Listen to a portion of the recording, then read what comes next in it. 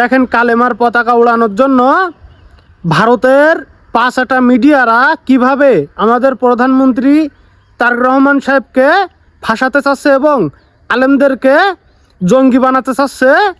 ইলিয়াস ভাই কি বলে দেখেন, সাংবাদিক ইলিয়াস ভাই কি বলে শোনেন, বুঝতে পারবেন। ঘন্টাখানেক আগে বিবিসি বাংলা একটা নিউজ আপলোড করেছে তাদের ইউটিউব চ্যানেলে। সেখানে দেখলাম তারা বলার চেষ্টা করছে যে বিভিন্ন জায়গায় ইসলামী পতাকা টতাকা দেখেছেন না, এইটার কারণে বাংলাদেশে জঙ্গিবাদের বিশাল আকারের উত্থান এগুলো বলে হারুন নিজার হুজুরের একটা বক্তব্য নিয়েছে, তাকে আর কি মূল পৃষ্ঠপোষক বানায়, তাকে আবার জঙ্গি নেতা বানায়। হ্যাঁ, সবশেষ উপসংহার এইটাই যে শেখ হাসিনা নাই, তারেক রহমান এসছে, বাংলাদেশে আবার জঙ্গিবাদের উত্থান শুরু হয়েছে। দেখেন এই পতাকা মানে আপনি লা ইলাহা ইল্লাল্লাহু মুহাম্মাদুর রাসূলুল্লাহ লেখা, তাই না? বাংলাদেশ মুসলমানদের কালেমা লেখা, তো মুসলমানদের কালেমা সে সাদাটাই লেখুক। আইএসআই যদি নাকি কালো পতাকার মধ্যে লা ইলাহা ইল্লাল্লাহু মুহাম্মাদুর রাসূলুল্লাহ লেখা থাকে, আইএসআই এর বাপের নাকি এই কালেমা? কেউ কালেমা লিখলে সে আইএসআই হয়ে যাবে? আমরা তো আইএসআই আমরা একদমই পছন্দ করি না আইএসআইকে, আমরা আইএসআই এর অনুসারীও না, আমরা আইএসআই এর কোনো পলিসি আমরা পছন্দ করি না। নো, বাংলাদেশে আমরা আইএসআই আলেম বলেন, বাংলাদেশ সাধারণ মুসলমান বলেন, কেউ আমরা আইএসআই এর পক্ষে না। তাইলে আইএসআই এর সেই পতাকার মতো করে যদি কোনো কালার যদি মিলে, বা পৃথিবীতে সাদা এবং কালার সবচাইতে বহুল প্রচলিত আপনার কালার, এখন যদি সাদা কালোর ভিতরে লা ইলাহা ইল্লাল্লাহু মুহাম্মাদুর রাসূলুল্লাহ লেখাই যাবে না কেন? কারণ কি, সমস্যা কোথায়? আচ্ছা, তারপরেও আমি আমার আলেমদের প্রতি সম্মান রেখেই তারপরে বলি, কিছু কথা বলা দরকার এটার ব্যাপারে। আমি সামহাও এই বিষয়টার সাথে সম্পৃক্ত, আলেমদের সাথে এবং দুই একটা তদন্তকারী সংস্থার সাথে আমি তাদের দুই পক্ষের মধ্যে আমার কথা বলানোর সুযোগ হয়েছে। তো আমি যেই মাওলানাদের সাথে কথা হয়েছে, সেই মাওলানারা নিজেরাও বলেছেন এবং তদন্তকারী সংস্থাগুলো তাদের কথায় কনভিন্স হয়েছেন যে তারা আসলে চেয়েছে কি, হারুন নিজার হুজুর একটা বক্তব্য দিয়েছেন যে চারিদিকে এই যে আর্জেন্টিনা ব্রাজিলের পতাকা, হ্যাঁ, আমাদের দেশে যে উন্মাদনা, আমি নিজেও এক সময় আর্জেন্টিনার প্রচন্ড আর্জেন্টিনা হারার পরে 2-3 দিন বন্ধু বান্ধবের সাথে দেখা করতে যাইতে পারি নাই, ওরা খেপাবে এরকম পরিস্থিতি, খুব সিরিয়াস হয়ে যাইতাম। তো বাংলাদেশে সেই কালচার চলছে। উনি সেই কথাটা বলেছে যে এই যে আর্জেন্টিনা ব্রাজিলের পতাকা, এগুলো নামায় কালেমার পতাকা থাকা দরকার, এটা কোনো বিশেষ উদ্দেশ্য বা এটা হইতেই হবে, এটা না হলে কিছু, বা এটার পিছনে সুদূর প্রসারী কোনো কিছুই না, বা তিনি কোনো কালারের কথা বলেন নাই যে এই কালারের পতাকাটা আনতে, নো, কিছুই বলে নাই। এটা নিয়ে একটা সোশ্যাল মিডিয়ার যুগ যেহেতু চারিদিকে ছড়াই গেল, মানুষ সেটাই করলো। যাই হোক, তো তাকে সেটা বোঝানো হয়েছে এবং তিনি বলেছে যে আমি এই কারণে, আমি এটার পিছনে অন্য কোনো কারণ নেই। তো তিনি এর পরপর একটা ভিডিও তৈরি করে বলেছেন যে এই ব্যাপারে উন্মাদনা করা যাবে না। কারণ হয়েছে, খুব খেয়াল করে বুঝতে হবে, এই জায়গায় যদি নাকি আরেকবার যদি এই দেশ হোঁচট খায়, এই দেশের মুসলমানদের কপালে কিন্তু বিপদ আছে ভাই। প্রথমে ঢাকা স্ট্রিম নামে একটা পত্রিকাতে নিউজ করলো। আচ্ছা, ঢাকা স্ট্রিমে নিউজ করার পরে কাল বেলাতেও আবার এটার প্রশংসা করে একটা নিউজ হইলো, হ্যাঁ, যে হ্যাঁ এরকমই করছে, বিভিন্ন জায়গায় হচ্ছে, কালেমার পতাকা ছড়িয়ে যাচ্ছে দেশ বিদেশে, দেশে, হ্যাঁ, পথে নানান ধরনের করে আরো 2-3টা পত্রিকা এরকম নিউজ করেছে।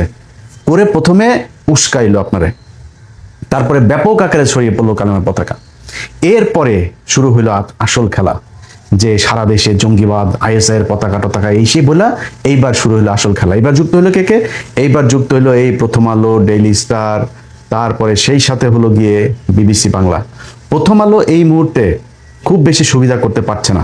প্রথম আলো, ডেইলি স্টার যেহেতু মার্কড হয়ে গিয়েছে, তাদের এখন কয়েকটা উইং এর কথা বলে রাখি।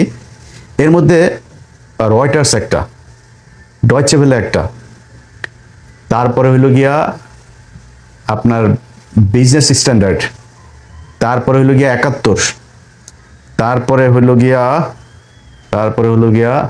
আর কয়েকটা বাংলাদেশ অবজারভার, এরকম আরো কয়েকটা পত্রিকা আছে, যেই পত্রিকাগুলো এখন প্রথম আলোর প্রক্সি দিচ্ছে। আর এর বাইরে সরাসরি এই আওয়ামী লীগের তো আছেই, ওই যে বাংলাদেশ টাইমস, তারপরে আজকের কণ্ঠ কিছু কি আছে না, এগুলো তো সরাসরি আওয়ামী লীগের হয়ে কাজ করে। এই পত্রিকাগুলো এখন প্রক্সি দিচ্ছে। তারা শুরু করলো কি, যে সারা দেশে এরকম আইএসআই এর পতাকা খচিত দিয়ে রাস্তাঘাট ভরে গিয়েছে। এইবার সারা দুনিয়ায় শুরু হলো, ইন্ডিয়ার সব পত্রিকা এটা নিয়ে ব্যাপক আকারে নিউজ। এটার উদ্দেশ্য কি? উদ্দেশ্য সারা দুনিয়ায় ছড়ায় দেওয়া হলো যে বাংলাদেশে ব্যাপক আকারে হাসিনা যাওয়ার পরে এখন জঙ্গিবাদের উত্থান হচ্ছে। বিএনপি কি চায়, কি করতে চায়, আমরা নির্বাচনের আগে যেমন বুঝি নাই, নির্বাচনের পরে এখনো মাঝে মধ্যে ধোঁয়াশা তৈরি হয়। কখনো বিএনপির কোনো কিছু কার্যক্রম দেখে মনে হচ্ছে না, একদম বিএনপির প্রতি ভালোবাসা দিয়ে উজাড় করে দেই। আবার কিছু জায়গার মধ্যে তাদের কাজকর্ম দেখলে আবার ফের একটু থমকে দাঁড়ায় যে আসলে কি করতে চায় তারা। তারা 2004 সালে 21শে আগস্ট গ্রেনেড হামলার সময় ডিজিএফআই খালেদা জিয়াকে বলেছিল, সিআইডি খালেদা জিয়াকে বলেছিল, এনএসআই বলেছিল যে শেখ হাসিনাকে অ্যারেস্ট করেন, সে এটার সাথে জড়িত এবং এইভাবে এটা করেছে। এবং আমি সেটার প্রমাণ আমার 15 মিনিটসে সেই 15 আগস্টের এই 21শে আগস্টের সেই গ্রেনেড হামলার পুরো বিস্তারিত সেখানে প্রমাণ তথ্য সহ সব দেওয়া হয়েছে। প্রথম আলো কিভাবে সেই জজমিয়া নাটক সাজাইলো সব কিছু সেখানে আছে, দেখেন। এখন এই যে 21শে আগস্টে এনএসআই বলল, ডিজিএফআই বলল, সিআইডি বলল, পুলিশ বলল, সবাই বলল যে শেখ হাসিনাকে গ্রেপ্তার করেন, খালেদা জিয়া করেন না, আমি এই নোংরামিতে যেতে চাই না। ভাই আপনি কালসাপ ঘরের মধ্যে রাখা যদি মনে করেন ময়না পাখি আসে তাহলে তো সমস্যা। আপনি ময়না পাখির মতো করে কালসাপের সাথে ট্রিট করতে পারবেন না। আপনি তার সাথে ওই রকমই ট্রিট করতে হবে। যদি আপনি কালসাপ আপনার ঘরে থাকে, আপনি সেটাকে বন্দি করতে হবে বাক্সের ভেতরে, মারতে হবে, কিছু একটা ব্যবস্থা নিতে হবে। না নিয়ে আপনি শুয়ে থাকবেন তাহলে তো পাশায় কামড়টা দিবেই, কোনো উপায় নেই। আর এই দেশের আলেম সমাজের কাছে একটা কথা বলি, দেখেন ভাই আপনারা, আমি কিন্তু মানে আমার ভাষা বোঝার চেষ্টা করেন, আমি কিন্তু ভাই আপনার কালেমার পতাকার বিরুদ্ধে না, আমি কালেমার পতাকার পক্ষে, কোনো সমস্যা নেই, ওইটা নিয়ে কোনো সমস্যা নেই। কিন্তু বিষয় হলো আপনাদের ভেতরেই এরকম 2-4 জন আলেম কিন্তু আছে, যে আলেমরা কিনা শেখ হাসিনার সাথে কমই জননী নিয়েছিল না। তারপরে এখানেই তো আপনাদের ওই যে শোলাকিয়ার ছিল, ইমাম ছিল একটা বদমাইশ, ফরিদুদ্দিন মাসুদ থেকে শুরু করে আরো কিছু জাউরা ছিল না আপনাদের আলেমদের ভিতরেই। এরকম জাউরা কিন্তু এখনো আছে। এরা কিন্তু টাকা পয়সা নিয়ে তারপরে পরিস্থিতি ঘোলাটে করার চেষ্টা করবে। তো এমনিতে আমি ওইরকম সংখ্যা আমি অনেক খুব বেশি বলি না, বাট সাধারণ আলেম, আপনারা ভালো আলেম, ভালো মানুষ, আপনাদের সংখ্যাই বেশি। কিন্তু আপনারা একটা জিনিস মনে রাখেন যে আপনাদের এমন কোনো কার্যক্রম করেন না যে কার্যক্রম দিয়া আমাদেরকে কালার করার চেষ্টা করবে।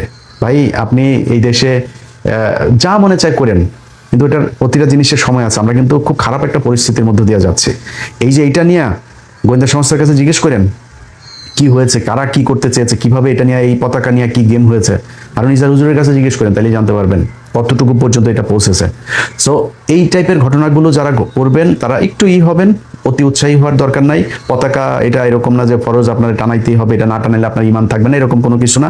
দেশে এখন চাইলেই আপনি নামাজ পড়তে পারেন, রোজা করতে পারেন, আপনার ইচ্ছা মতো ওয়াজ করতে পারেন, সব কিছু করতে পারেন। তার বিএনপি আপনারা কিছু বলে না, সো ওগুলি করেন, কোনো সমস্যা নেই। কিন্তু এমন কোনো বিষয় নিয়ে অতি উৎসাহী হয়ে তারপরে পশ্চিমা বিশ্বের কাছে বাংলাদেশকে বিশাল আকারের একটা মানে জঙ্গি রাষ্ট্র হিসাবে পোর্ট্রেট করার মতো কোনো সুযোগ যেন আপনার মাধ্যমে তারা না পায়, এটা আপনাদের কাছে অনুরোধ।